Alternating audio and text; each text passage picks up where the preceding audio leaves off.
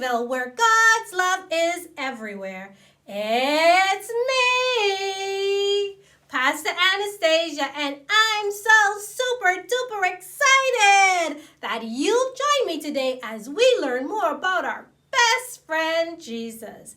Today's special feature comes to us from right here in the United States, where my friend Ava has prepared a beautiful little song. Let's listen in. God is so good. God is so good.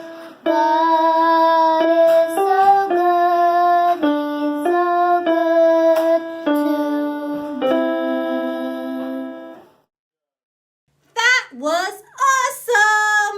Boys and girls, if you want to share a song or a musical item that you've prepared, please have your parents inbox me and I'd be happy to share it with our friends. There's always something cool and new to learn about at Nature Time. Let's see what our friend Ryan from Canada has for us today. Come along with me. Hello boys and girls, and welcome again to Nature Time at Graceville. Today, we're going to be talking about orchid mantises. Let's tune in.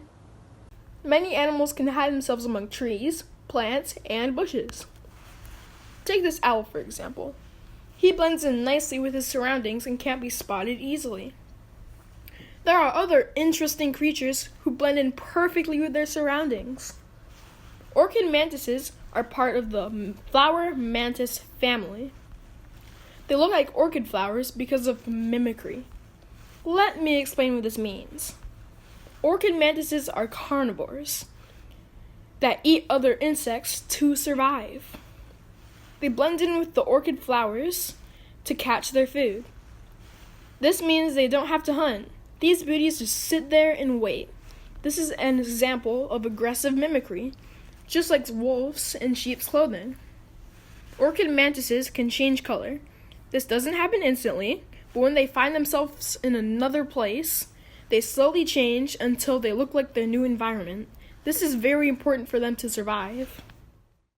The skill that the orchid mantis has can also protect it from its enemies, just like how God protects us in the face of evil. Psalm 27 verse 5 says, "For in the time of trouble, he shall hide me in his pavilion. In the secret place of his tabernacle, he shall hide me. He shall set me high upon a rock."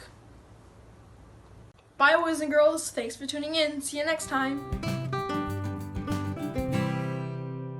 There you are, just in time to check out what Niko's up to. Let's go. Hey, Pastor Anastacia, you wouldn't believe what happened to me this week.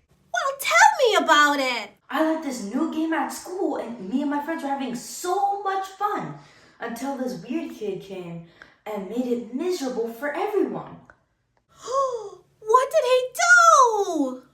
Instead of playing fairly, he picked on other kids. It actually got so bad to the point where other kids wanted to get him back. That's not nice either. I know! On Friday, when all the other kids were gonna get revenge, I just couldn't go through with it. I told them that we don't have to be mean to him just because he was mean to us. Niko, I'm so excited that you guys decided to do what's right. Even when people make us sad or hurt our feelings, we should choose to be like Jesus and treat them fairly. Wait a minute. That reminds me of our theme for this week, which simply says, choose kindness. Let me hear my little friend, the birthday boy, Ethan, say it. Choose kindness. And our memory verse is found in Matthew 7, verse 12. And it simply says, do to others whatever you want them to do to you. Let me hear my little friend say it. Matthew 7 verse 12. Therefore all things whatsoever ye would that men should do to you, do ye even so to them. Great job, everyone! Even though we were upset, I know if we acted like John, we just wouldn't be any better. You got it, Niko! That's why today's story is about a future king who chose not to take revenge even when it was so easy for him to do. Can you guess who today's story is about? That's a tough one. Revenge? Let me think about it.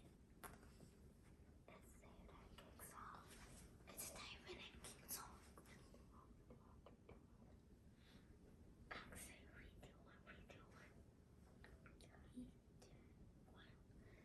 Oh! I know! It's David and King Saul! That's right, my little friends. Today's story is about David and King Saul.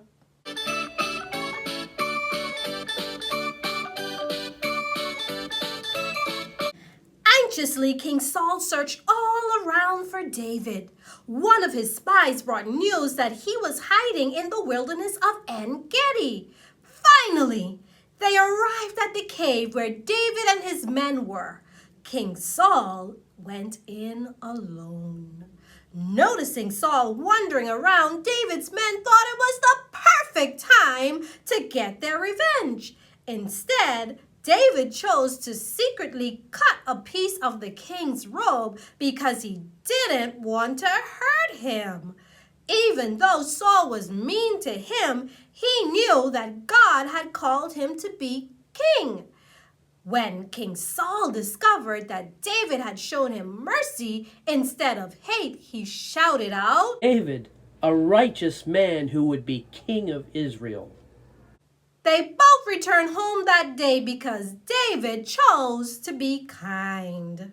Whoa, David was really merciful in letting Saul go, especially after all those years of him trying to hurt him. Even when we have the chance to treat others unkindly as they've been to us, it's always best to be kind and let God handle the outcome. So remember, choose kindness no matter what. Boys and girls, if you want to see more videos from Graceville, please ask your parents to like or subscribe to our YouTube channel. Hit like at the bottom of the page.